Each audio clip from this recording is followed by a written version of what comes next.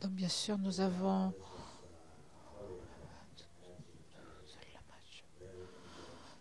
le temps de faire. Donc quand nous avons le temps, il faut faire la match pas. Euh,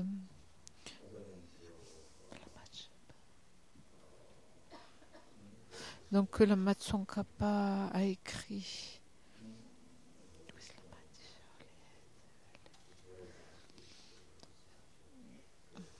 Donc Lama Tsongkhapa a écrit ouvrir la porte du sentier sublime avec une requête très très forte. C'est très très très auspicieux de réciter pour bénir votre esprit, pour recevoir les bénédictions, pour être capable de changer votre esprit, pour l'adoucir votre esprit. Pour recevoir des réalisations, il faut que votre esprit soit doux. Et donc pour recevoir la réalisation de la dévotion et du respect au maître, il faut le voir comme étant l'égal de tous les Bouddhas, de Bouddhas innombrables. Parce que c'est ça qu'il est. Il est d'innombrables Bouddhas de votre cœur, pas simplement pendant quelques heures, mais pendant des semaines, des mois, des années, avoir cette réalisation stable.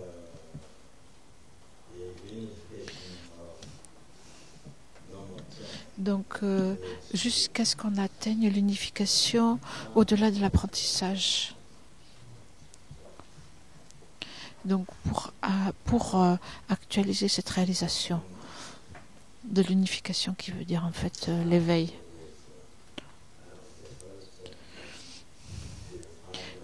Donc, pour réaliser cela, d'abord, il faut purifier les concepts erronés.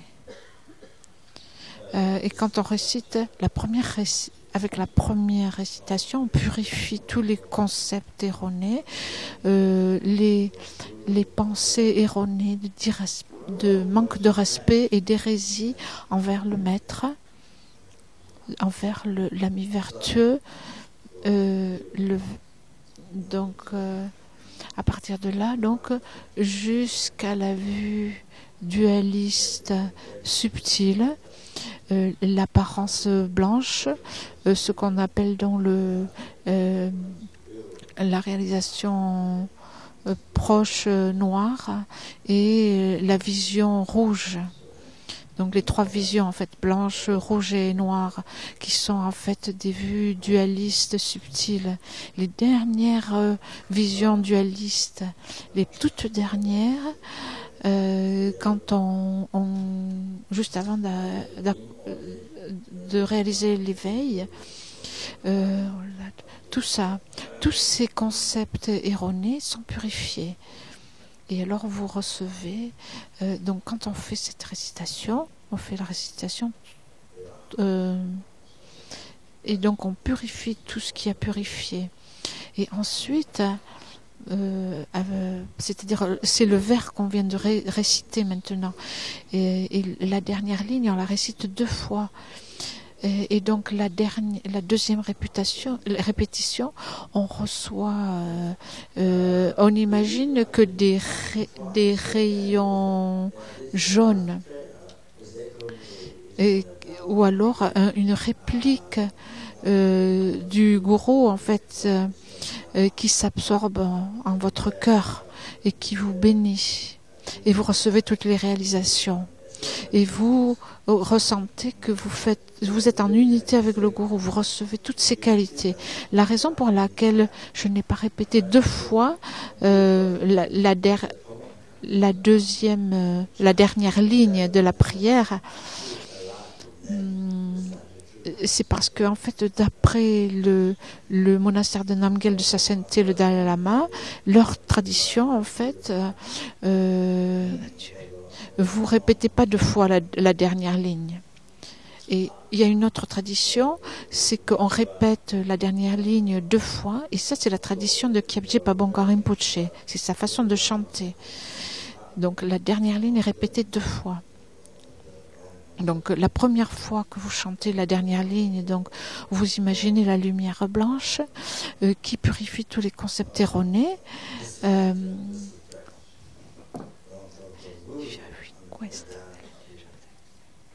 Et donc ça dépasse. Ici, c'est une requête au lama de la lignée vaste, du sentier vaste.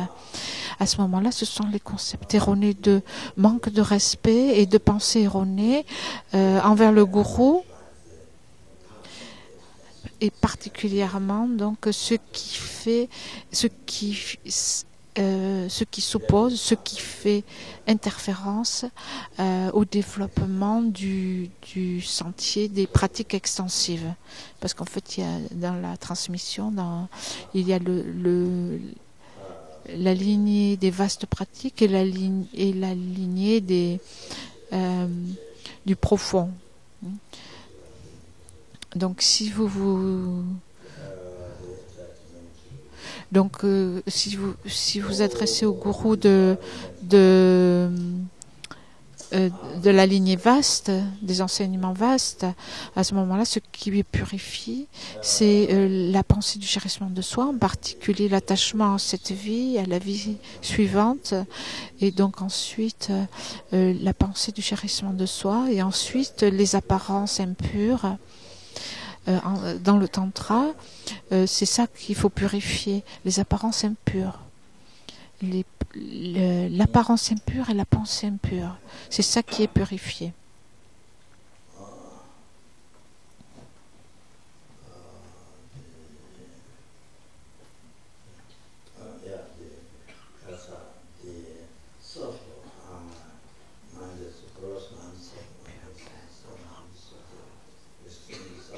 Donc, quand on parle de l'esprit, on parle aussi de l'esprit subtil, grossier, subtil et extrêmement subtil. Donc, on parle du vent et de l'esprit qui sont ensemble, et donc le vent extrêmement subtil, impur, et l'esprit qui sont en fait le créateur dans le tantra, le créateur, ce qui crée tout jusqu'à l'éveil. Donc tout ça est purifié pour réaliser le Rupakaya.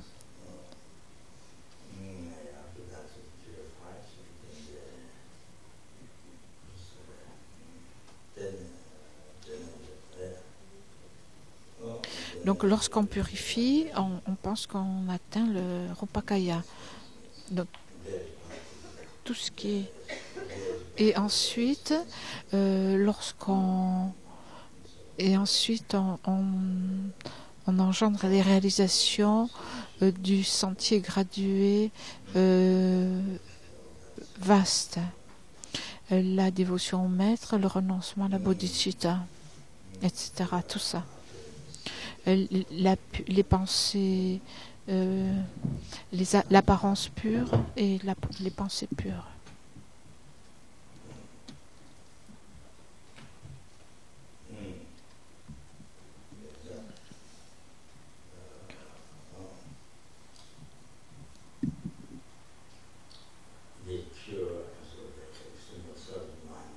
Donc l'esprit extrêmement subtil, pur, les pensées pures,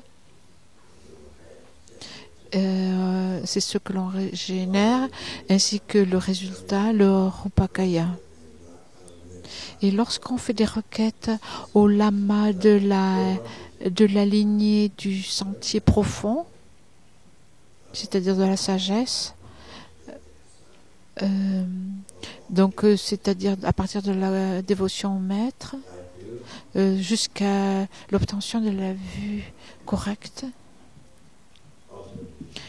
la sagesse ultime qui réalise la vacuité.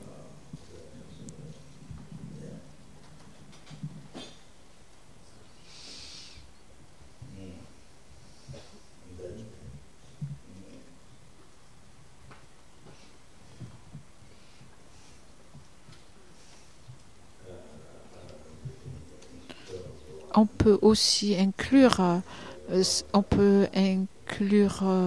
les pratiques des tantras inférieurs, le yoga avec signe et sans signe, et aussi les pratiques du tantra le plus élevé, la sagesse transcendante de la béatitude, de la vacuité non duelle, la claire lumière. Et avant d'arriver là,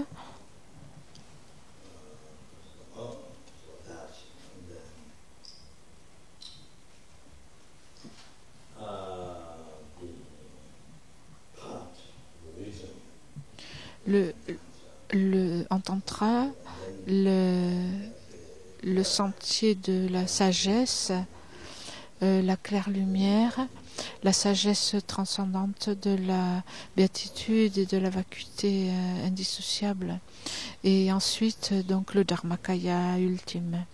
Tout ça, on peut penser à tout ça en fait.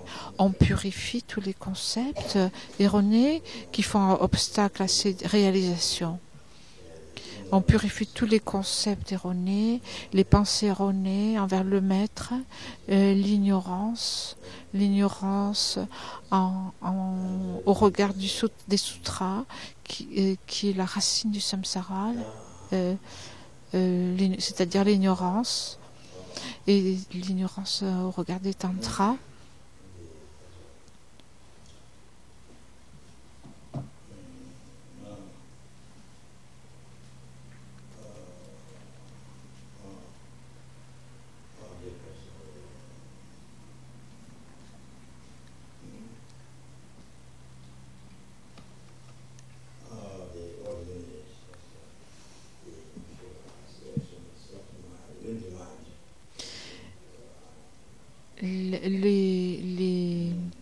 Les vents et esprits subtils impurs qui sont l'opposé en fait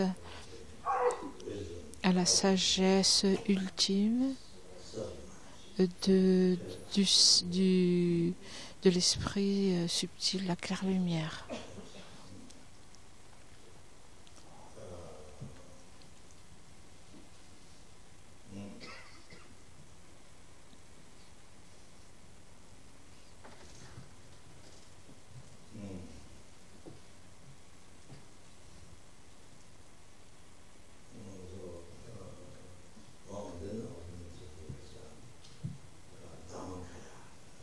Et donc, ensuite, le dharmakaya ultime,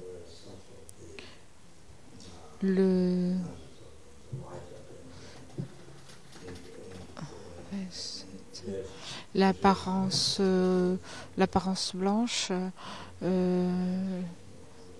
la rouge et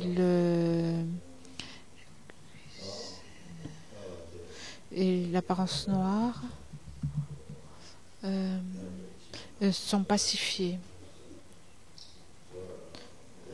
Donc l'accroissement rouge, l'apparence blanche, l'accroissement rouge et l'obtention proche noire, tous les concepts erronés subtils,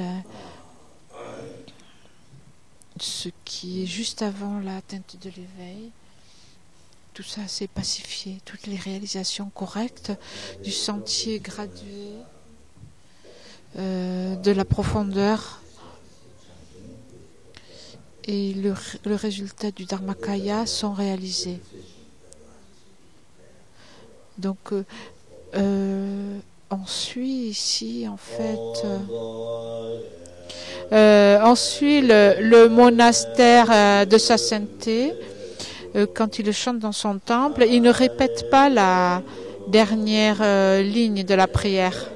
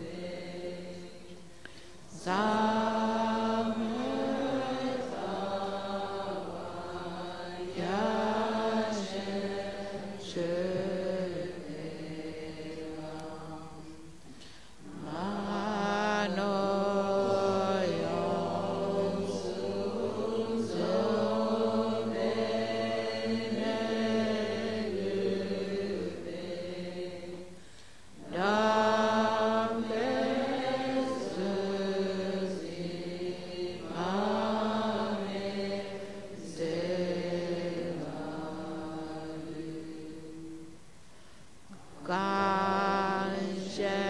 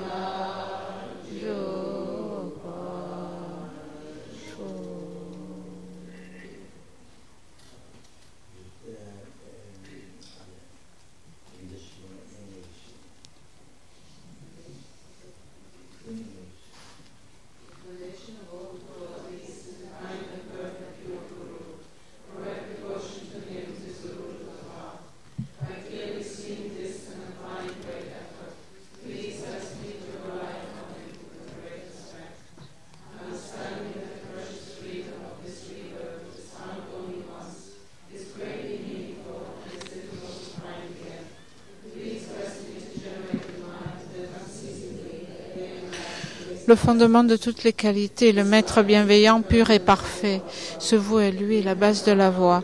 Veuillez me bénir afin que, réalisant clairement cela et m'y appliquant avec diligence, je m'en remette à lui avec grand respect.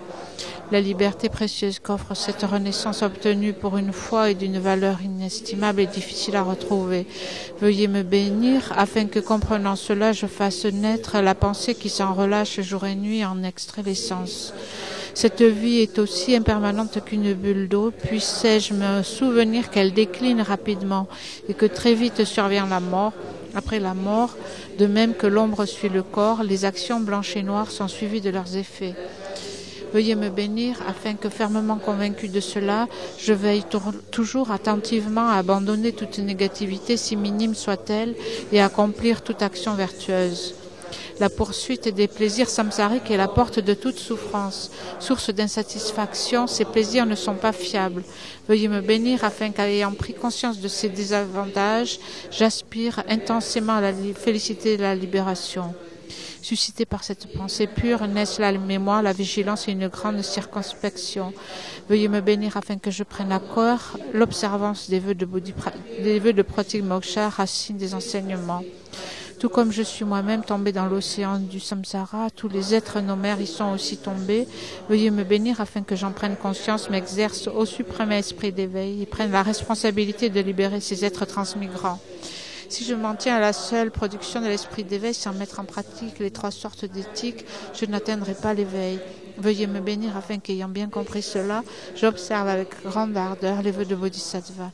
Veuillez me bénir afin qu'ayant apaisé les distractions envers les objets incorrects et analysé correctement le sens de la réalité, je fasse naître rapidement dans mon continuum mental la voie qui unit le calme mental et la vue profonde.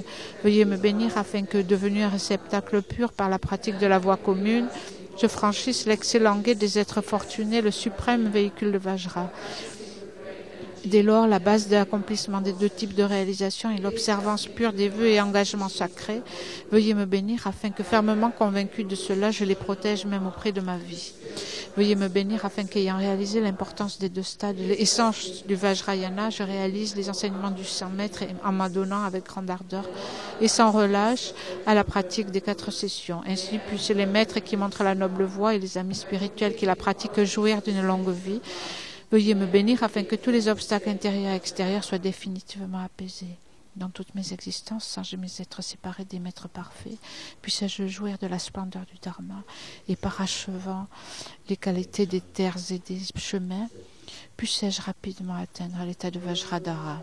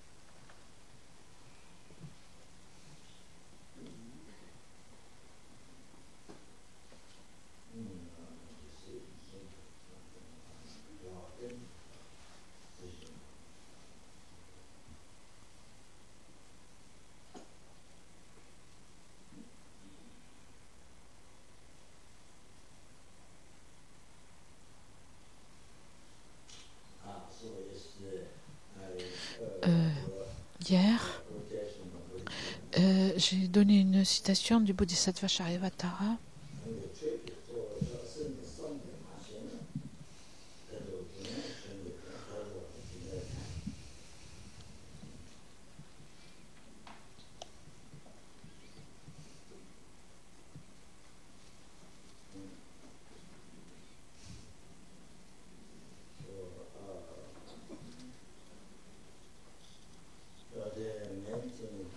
Donc, l'essentiel, c'est le dharma. En ce qui concerne le dharma, la chose essentielle, c'est le secret de l'esprit. Si on ne connaît pas cela, même si on veut le bonheur, on veut réaliser le bonheur, on ne veut pas, on veut détruire la souffrance. Même si c'est ce que l'on veut,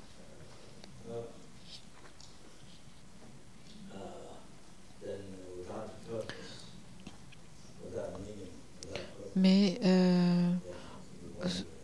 on va errer dans le samsara sans aucun but et cela n'aura aucun sens.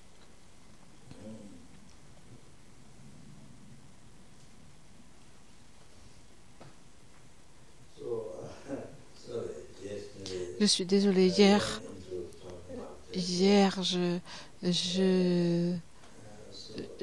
j'ai été détournée en fait et je vous ai parlé de Doggyal.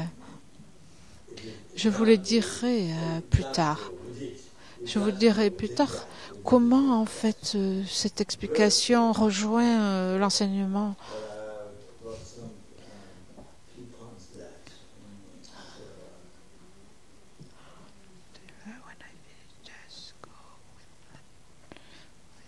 En fait, comment Doggyal s'inscrit dans l'explication de l'esprit.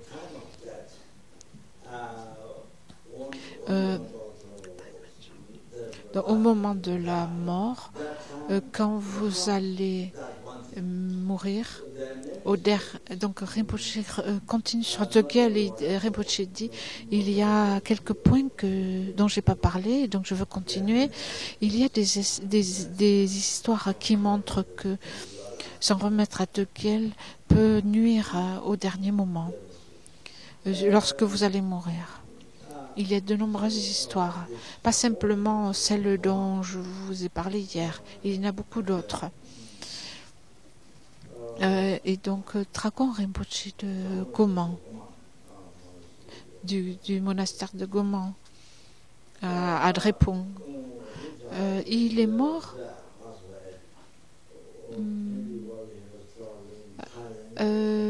Il était en voyage à Taïwan. Et c'est pendant ce voyage-là qu'il est décédé. Pardon, en Thaïlande. Il voyageait.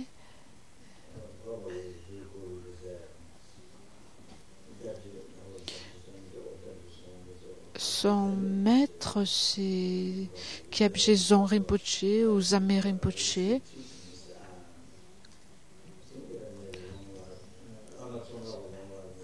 J'ai reçu de Zime Rinpoche des enseignements. J'ai reçu l'initiation de longue vie de Lama Tsongkhapa dans le sud de l'Inde. Il y avait un moine à Bodh Gaya. Son nom c'était Ako Tomba ou quelque chose comme ça.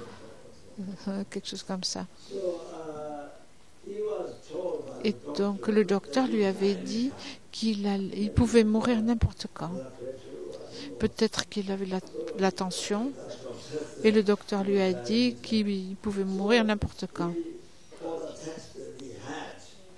Et donc il a donné tous les textes qu'il possédait, l'argent qu'il avait.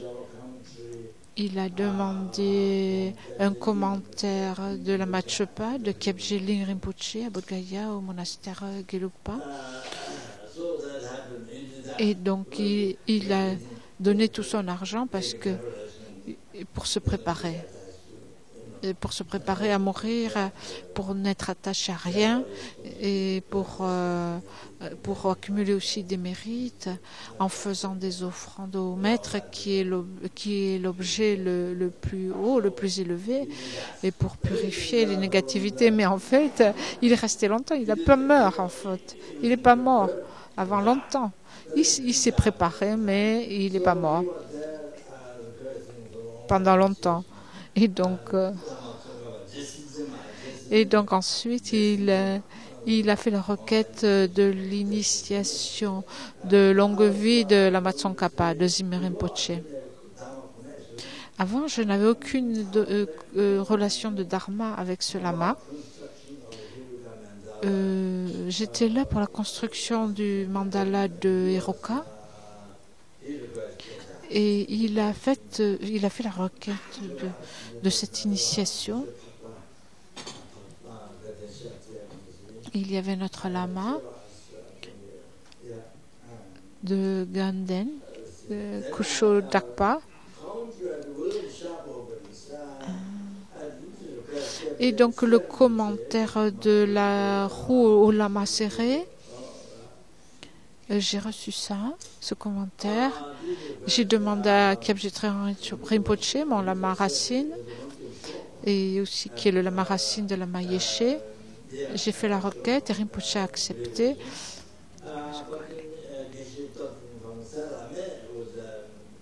Ils voulaient donner un commentaire bref, mais à ce moment-là, Geshe Topten de Seramé, qui était le meilleur ami de lama à Baksa,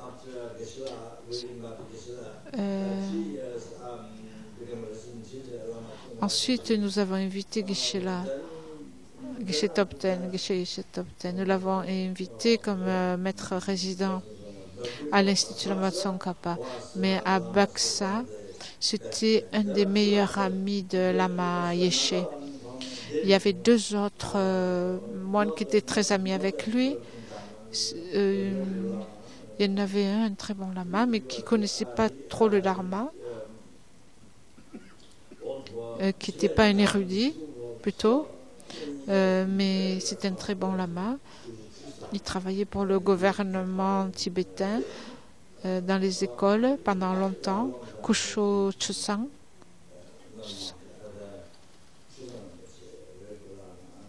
Il vivait au Népal. Ça n'était pas un moine. C'était aussi le meilleur ami, un bon ami de lama. Et puis il y avait un lama Kagyu qui vit en Amérique. Lama a pris des initiations Padmasambhava en Amérique avec des étudiants. Il a mené des étudiants pour prendre cette initiation. Et donc ce Rinpoche était un très bon ami de lama. C'était un lama Nyingma.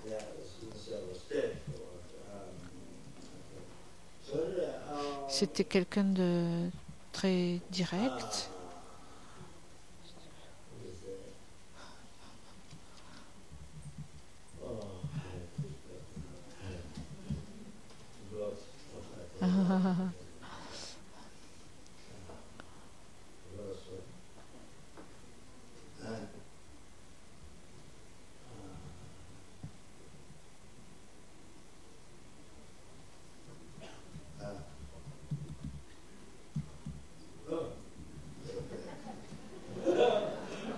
Alors, de quoi je parlais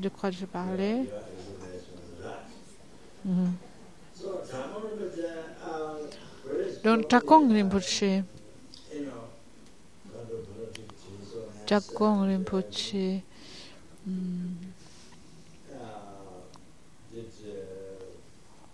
Il a contredit sa sainteté de façon très intense, très fort. Il s'est opposé à sa sainteté.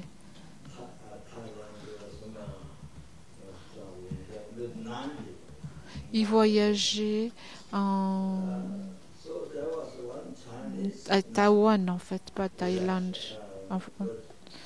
euh, avec, avec 9 personnes. Il était accompagné de 9 personnes. Il y avait une nonne chinoise, mais elle ne pouvait pas vraiment garder sa parole. Elle ne contrôlait pas vraiment son langage. En fait, elle a trop parlé. Et il est mort en voyage.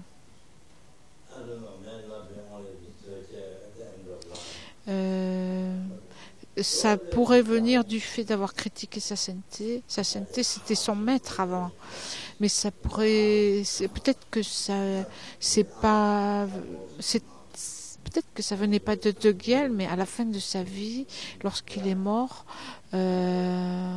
son cœur s'est craqué en 8 et ses yeux sont sortis de leurs orbites. Et il semble que son corps soit devenu complètement noir. Et il est mort avec beaucoup, beaucoup de douleur, de souffrance. Il semble que quelque chose se soit passé. Donc ça pourrait venir du fait d'avoir critiqué sa sainteté. Bien sûr, si quelqu'un est un disciple de Dragon Rinpoche, de ce Rinpoche, en fait, c'est votre responsabilité de penser d'une autre façon, parce que c'est votre gourou. C'est votre responsabilité de penser correctement. Il ne faut pas juste croire tout ce que les gens disent. Ça, c'est différent. Donc maintenant, je voudrais parler de Kyabje Pabonga Rinpoche et de Kyabje Tridjan Rinpoche. Je voudrais en parler. Bien sûr, il y a de nombreuses histoires. Quelque chose, c'est que à la fin de votre vie, lorsque vous êtes presque mort, là, des problèmes peuvent surgir. Il y a de nombreuses histoires, donc toujours en connexion avec la pratique de Togel. C'est quelque chose qui peut vraiment vous nuire.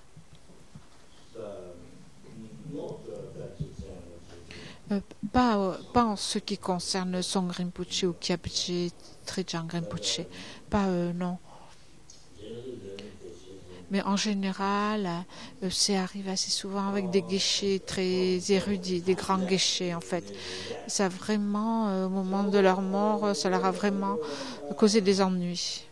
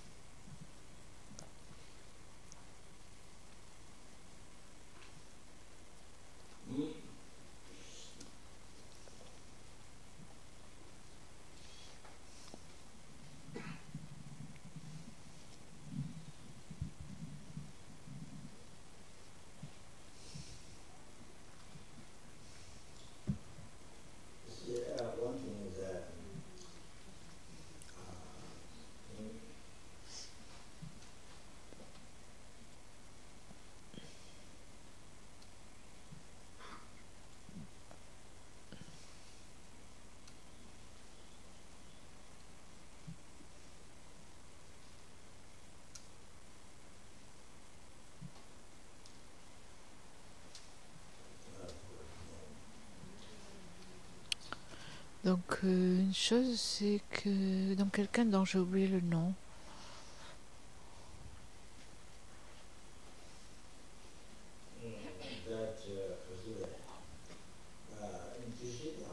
Donc à Tushita, Lama Tsongkhapa.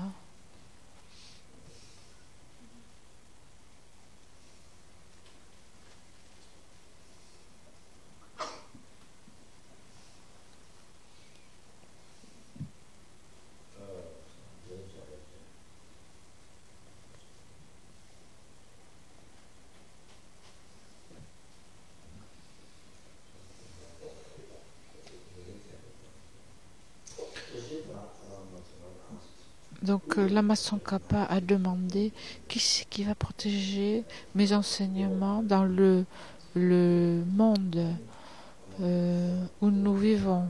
Qui c'est qui va protéger mes enseignements? Et quelqu'un s'est levé et a dit, moi je vais le faire. Parmi les disciples. Donc parmi les disciples, c'est Drapa Gelsen qui s'est levé en fait.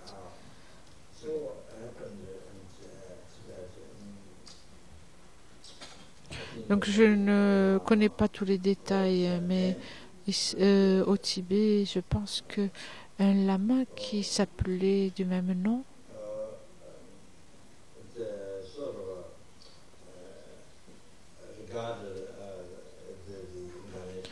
et il est considéré comme étant la réincarnation de ce disciple de Lama Tsongkhapa qui avait accepté de protéger ses enseignements.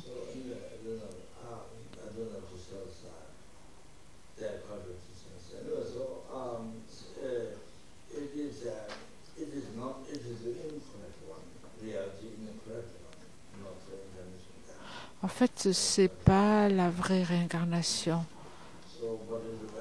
C'est pas la vraie réincarnation, c'est une fausse réincarnation. Mais elle a quand même... les gens ont cru que c'était lui. Il a gardé son nom et il a réussi en fait à prendre la suite. Mais c'est pas la bonne incarnation. Donc il y a des histoires à ce sujet-là. Il y a des histoires comme ça de lama qui ne sont pas la véritable incarnation de qui ils sont censés être, mais la véritable incarnation est ailleurs en fait. Il y a des histoires comme ça.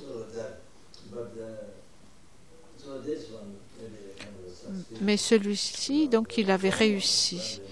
Il a réussi à prendre sa suite.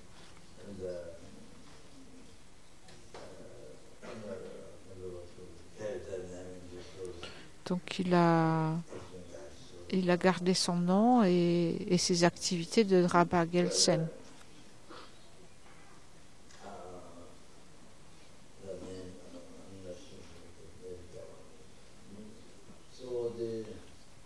En fait, j'ai des doutes sur le nom exact.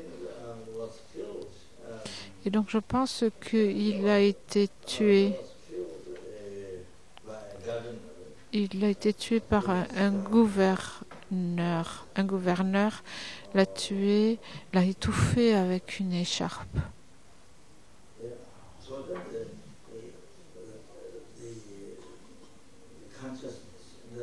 Et donc sa conscience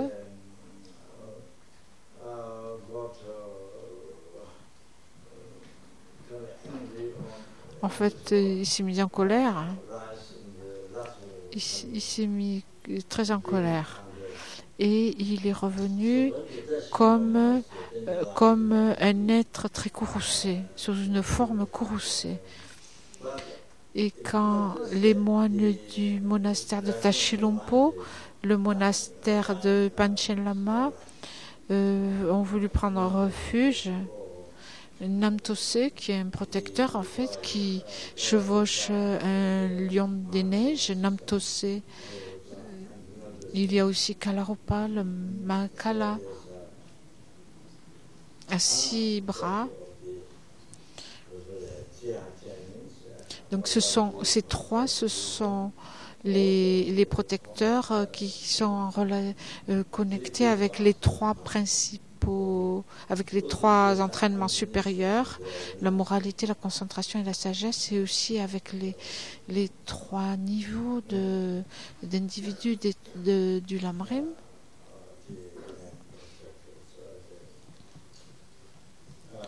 Non, pardon, c'est pas ça. Avec les 3 principaux aspects de la voix, pas avec les 3 niveaux du Lamrim. Les 3 aspects principaux de la voix, c'est-à-dire le renoncement, la bodhicitta et la vue juste. Donc ce sont les principaux protecteurs.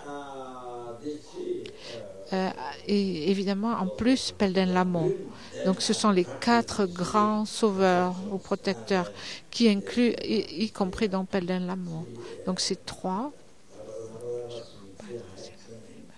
Donc les personnes qui pratiquent le Lamrim devraient faire les pratiques de ces 3 protecteurs. Ils symbolisent les 3 entraînements supérieurs et les 3 principaux aspects de la voie qui mènent vers l'éveil.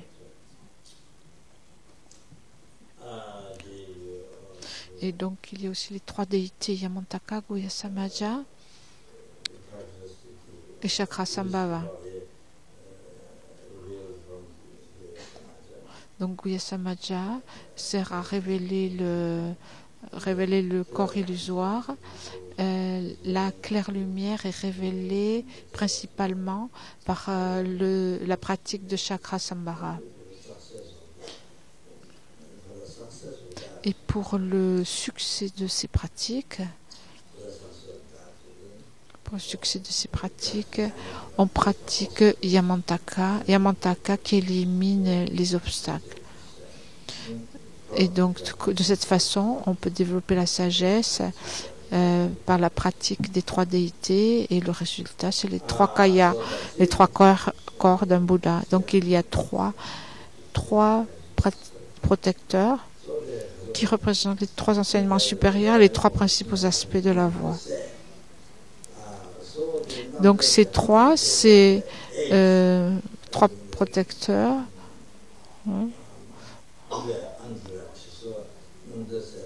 Alors, Nantosé, c'est le protecteur du monastère de Tashilhunpo, qui est le monastère de Panchen Lama. Et dans l'entourage de Namtosé, il y a eu 8. Ils sont 8 dans son entourage.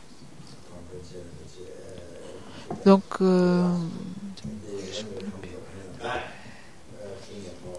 quand on est de Panchen Lama Rinpoche, j'ai pris la transmission orale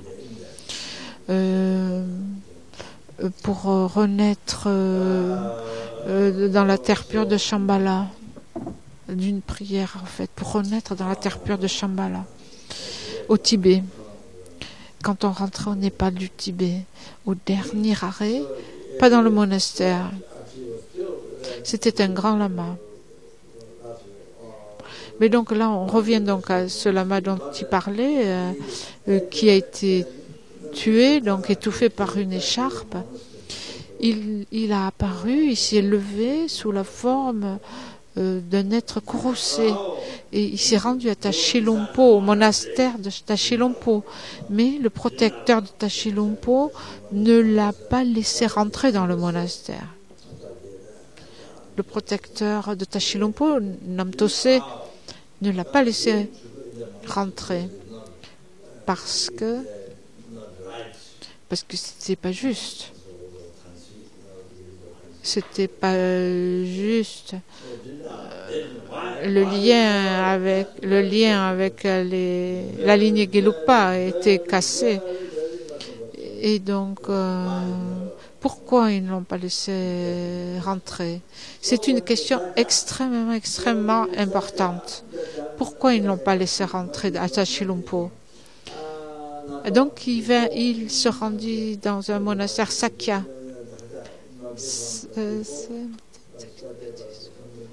Donc le lama Sakyatachi, donc c'est le Sakya lama, pas celui qui est vivant de nos jours, son prédécesseur, un grand lama.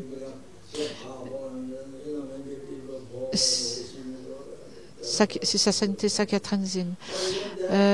Il a été le trouver en pensant qu'il accepterait et qu'il pourrait, il deviendrait très puissant et que les gens le suivraient. Et donc il se rendit au monastère Sakya pour voir Sakyatthana Rinpoche. Sakyatthana Rinpoche lui a donné une torma et il l'a traité vraiment comme c'était quelqu'un de très bas. Il ne lui a pas trop montré de respect et il ne l'a pas vénéré. Comme si c'était un protecteur très important, il lui a donné une torma. Donc la question c'est qu'il s'est rendu à Tashilhunpo, il a pris refuge, mais Tashilhunpo ne l'a pas laissé ne l'a pas laissé rentrer, c'est-à-dire Namtose et les 8 de son entourage ne l'ont pas laissé rentrer dans le monastère. Et c'est une énorme question de savoir pourquoi en fait. Donc s'il était légitime, il l'aurait laissé rentrer. Mais en fait, la conclusion c'est qu'il y avait un danger. La conclusion, bon, il n'y a pas vraiment le temps, mais la conclusion, c'est quelque chose de très important. Bien sûr, sa sainteté dit.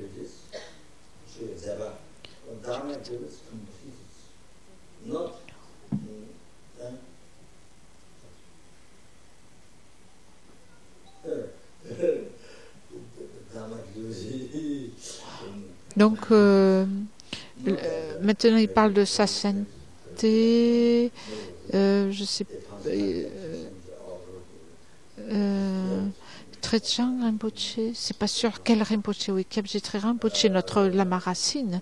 En fait, ses activités éveillées du Dharma sont parachevées. Il a parachevé toutes les activités éveillées, les activités d'un Bouddha.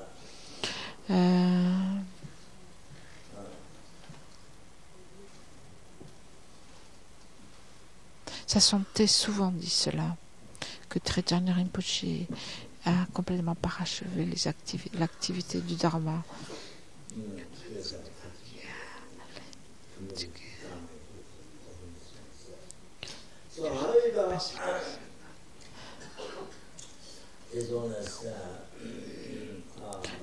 Donc, ça n'était pas de nos jours, mais il y a assez longtemps, il y a quelques années, sa sainteté disait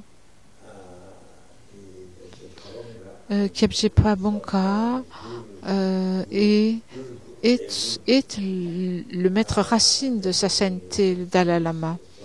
Et Kyabje Ling Rinpoche, Trechang Rinpoche, ce sont les lamas de sa sainteté.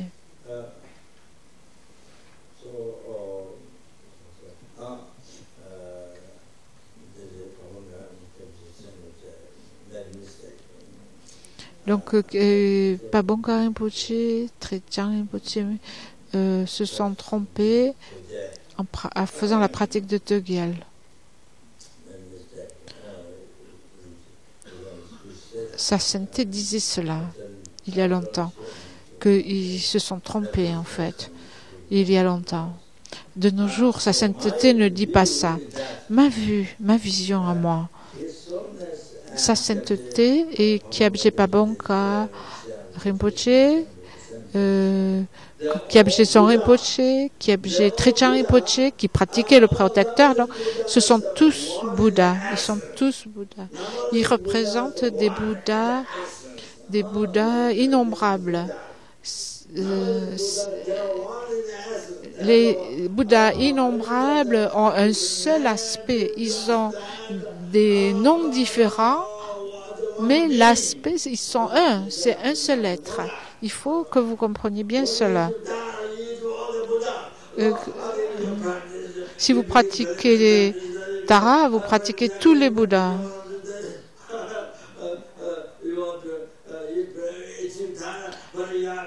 Et si vous... on ne peut pas dire que vous avez atteint l'état de Tara, mais vous n'avez pas atteint l'état de Vajrayogini, par exemple. Si vous atteignez l'état de Bouddha, vous atteignez l'état de Bouddha sans nombre. On peut pas dire j'ai réalisé Tara, j'ai pas réalisé Vajrayogini ou Yamantaka. On peut pas dire ça.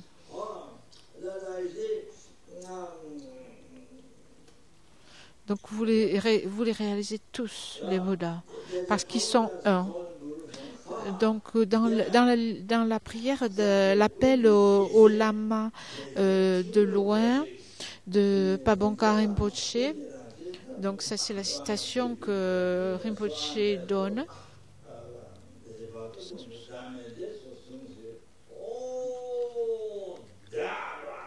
Donc Rinpoche parle de cette prière. C'est ça qu'il faut comprendre. Donc la sagesse de la grande félicité de tous les Bouddhas, la sagesse de la grande félicité de tous les Bouddhas, la sagesse transcendante est la saveur indissociable du Dharmakaya. Donc la sagesse est la même saveur, est un même goût avec la grande félicité.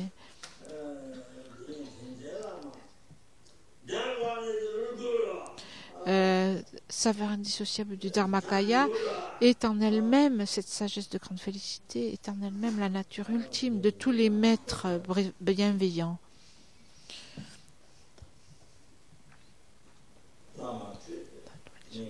Et donc, cette grande béatitude du Dharmakaya qui est une, et cette unité, en fait, c'est le maître racine, c'est le lama bienveillant. À vous, le Dharmakaya, à vous du fond du cœur, maître qui êtes le Dharmakaya, je vous implore du fond du cœur, cette vie, dans l'état intermédiaire, tout le temps, dans les vies suivantes, dans l'intermédiaire. Donc, à tout moment, je vous fais la requête, tout le temps. Ça veut dire à chaque minute, pas simplement chaque jour, mais chaque minute, chaque seconde, tout le temps. Que l'on soit en train de mourir, que l'on soit vivant, que l'on croule sous la souffrance ou qu'on soit dans les plaisirs, quoi qu'il se passe, tout le temps. Tout le temps, je vous prie de me guider sans que nous ne soyons jamais séparés.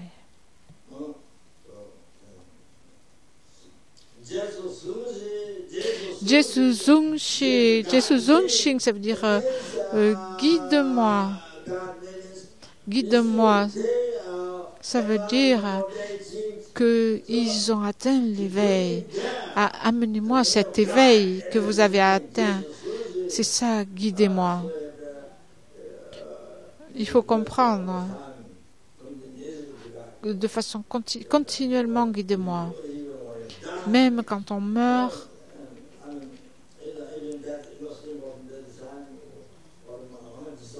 n'importe quand, le plus important c'est ça. Quand vous êtes dans la souffrance ou pas, tout le temps, dans les vies futures, dans l'état intermédiaire. C'est très important, une prière très importante. Il faut s'en remettre à ce refuge. Et c'est une prière très importante. Donc le gourou, le maître, c'est ça le sens, ce qu'est le maître. ici dans cette strophe, la première strophe de cette prière que j'ai moi dans mon livre de prière à la page 265. Et donc quand vous réalisez l'état d'un Bouddha, vous réalisez l'état de Bouddha innombrable. Et donc c'est Lama, Kyabje Zong Rinpoche, Kyabje Pabongka Rinpoche, Kyabje Ling Rinpoche, tous ces grands maîtres.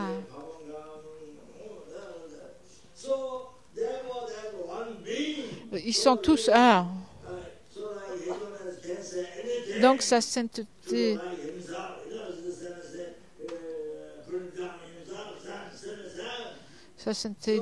peut dire ce que dit Geshe-la, sa sainteté, il peut dire ce qu'il veut. C'est comme s'il parlait de lui, de lui-même. Et s'il est descend, c'est comme s'il se descendait lui-même. Il faut comprendre, ils sont tous Bouddhas. Et c'est tous un être. Sa sainteté, il peut dire ce qu'il veut. Mais nous, au niveau de notre esprit, c'est pas comme le niveau de sa sainteté. Le niveau de notre esprit, est-ce que on a le même niveau d'esprit que sa sainteté ou pas? Moi, je n'ai pas généré le renoncement, même pas le renoncement qui est la porte du sentier qui mène au nirvana, le renoncement. Rien, nous n'avons rien réalisé du Lamrim, pas même la réalisation de la précieuse renaissance humaine, rien. Alors vous voyez sa sainteté, il peut dire ce qu'il veut. Il a le pouvoir de dire ce qu'il veut. Vous voyez, nous, on n'a aucune réalisation, mais ne serait-ce que de la parfaite renaissance humaine. La première méditation du Lamrim ou la dévotion au maître, on n'a pas ça. Et donc, la façon dont on parle est en accord avec le niveau de notre esprit. Donc, on ne peut pas répéter ce que dit sa sainteté. Sa sainteté dit...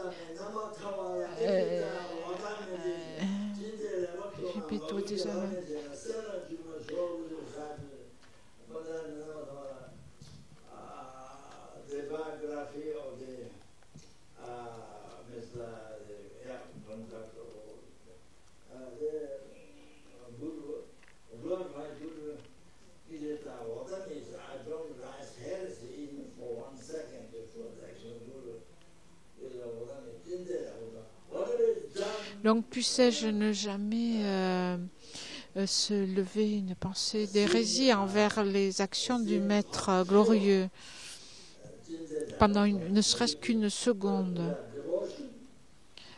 Puissais-je voir toutes ces actions comme étant pures. Et avec cette dévotion, c'est-à-dire voir tout ce qui est fait par le Maître, l'aspect pur, impur, quoi que fasse le Maître, je le vois comme étant pur.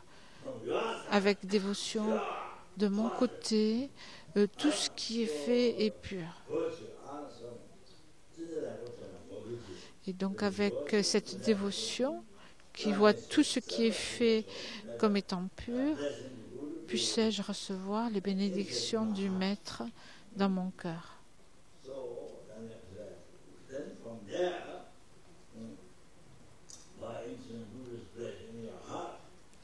Et donc, lorsque vous recevez les bénédictions du Maître dans votre cœur devient doux.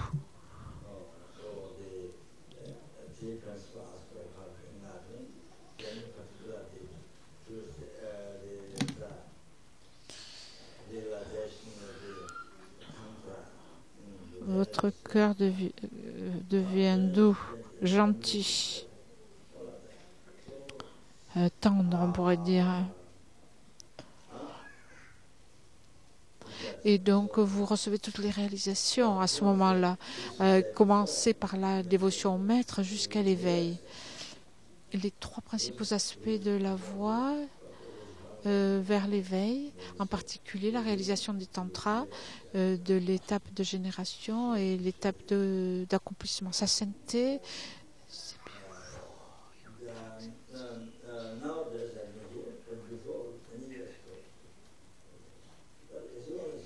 Sa sainteté disait avant,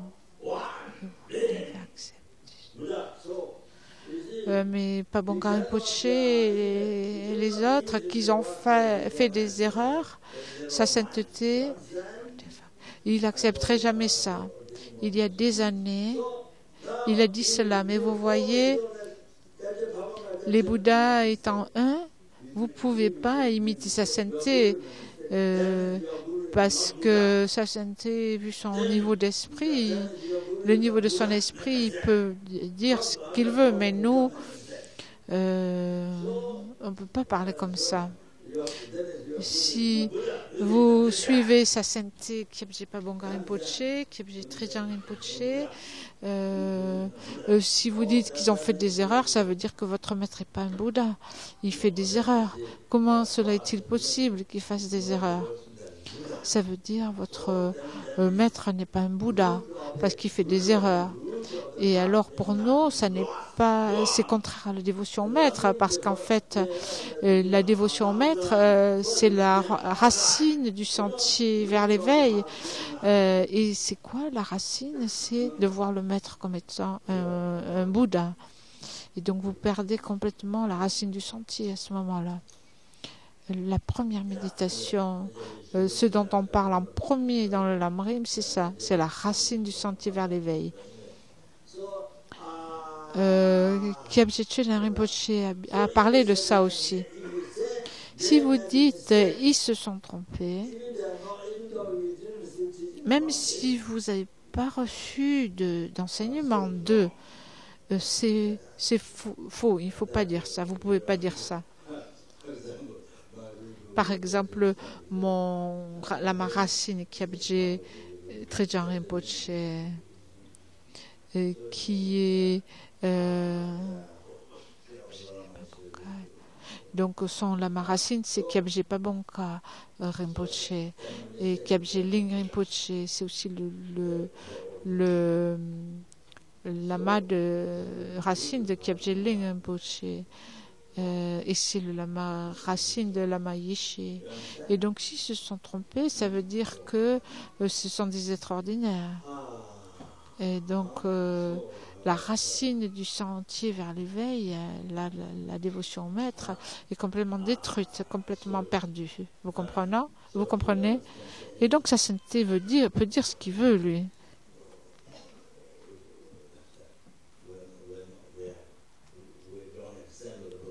Mais comme on n'a pas le même niveau d'esprit, nous, on n'est pas éveillés, vous comprenez? Par exemple, moi-même, je suis pas différent d'une petite fourmi, de moustique. Je suis pareil. Le niveau d'esprit, c'est pareil. Et donc, je peux dire qu'ils ont fait des erreurs. Pardon, je ne peux pas dire qu'ils ont fait des erreurs. Comment puis-je dire qu'ils ont fait des erreurs? Pardon. L'essence, la base, c'est la dévotion au maître. Il y a de nombreux exemples.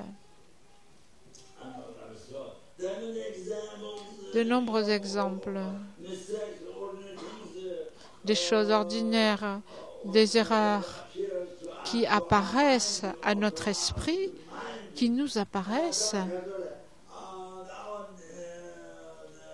C'est-à-dire, on voit des erreurs.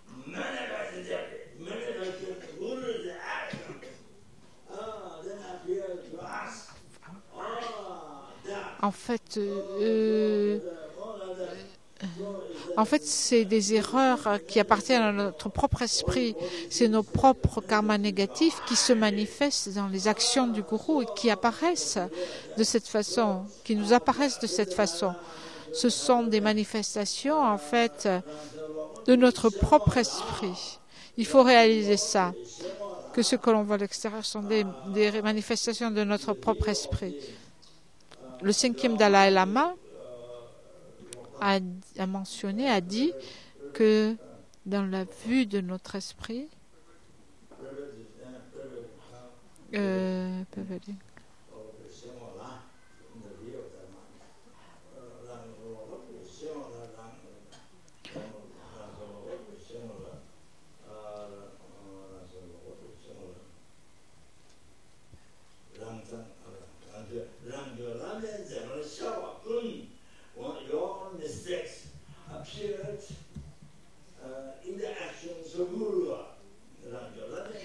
Donc, notre esprit dénaturé, la vision de notre esprit dénaturé, elle a vu, d'après cet esprit, vos propres erreurs apparaissent dans les actions du maître. Et en réalisant que c'est votre propre erreur, il faut réaliser, c'est ma faute, en fait, c'est mon erreur. Lorsque vous savez ça, à ce moment-là, vous abandonnez le poison.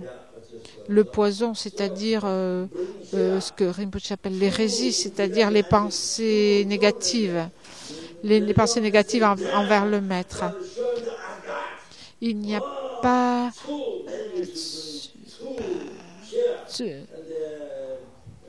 et en tibétain on dit tsu, ça veut dire là il n'y a pas